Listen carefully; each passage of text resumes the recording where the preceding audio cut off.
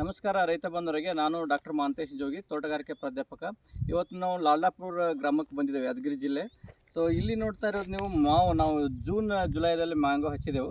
So ಇದು initially ಇದೆ, ಒಂದು 6 ತಿಂಗಳ ಗಿಡ ಇದೆ, ಹೌದಿಲ್ಲ ಸರ್? 6 ತಿಂಗಳ ಗಿಡ ಇದೆ.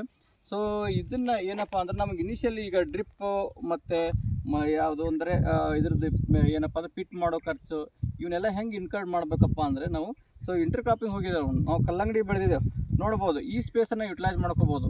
ನಾವು ಯಾವುದೇ ಏನಪ್ಪ ಅಂದರೆ ನಮ್ಗೆ ಸೋಯಾಬೀನ್ ಇರ್ಬೋದು, ಅಥವಾ ಕಡಲೆ ಇರ್ಬೋದು, ಅಥವಾ ಉಳ್ಳಾಗಡ್ಡಿ ಇರ್ಬೋದು, ಅಥವಾ ಬೆಳ್ಳುಳ್ಳಿ ಇರ್ಬೋದು, ಯಾವುದು ಸ್ಮಾಲ್ ಏನಪ್ಪ ಎತ್ತರ ಇರ್ತದೆ, ಸ್ಮಾಲ್ ಗಿಡ ಇರುತ್ತಲ್ಲ, ಅದನ್ನು ನಾವು ಇನಿಷಿಯಲಿ ನಾವು ಹಾಕೋಬೋದು.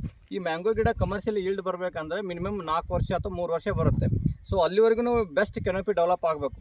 ಆ ಕೆನೋಪಿ ಆಗೋಕ್ಕಿಂತ ಮುಂಚೆ ನಾವು ರೈತರು ಏನು ಮಾಡ್ತಾರಪ್ಪ ಅಂದರೆ ಲೇಬರ್ ಖರ್ಚಿರ್ಬೋದು, ಈ ಪಿಟ್ ಖರ್ಚಿರ್ಬೋದು, ಅಥವಾ ಯಾವುದೇ ಡ್ರಿಪ್ಪಿನ ಖರ್ಚಿರ್ಬೋದು, ಆ ಖರ್ಚನ್ನು ನಾವು ಇದನ್ನು ಮಾಡ್ಕೊಳ್ಳೋಕ್ಕೆ ಈ ಥರ ನಾವು ಕಲ್ಲಂಗಡಿ ಬೆಳಿಬೋದು.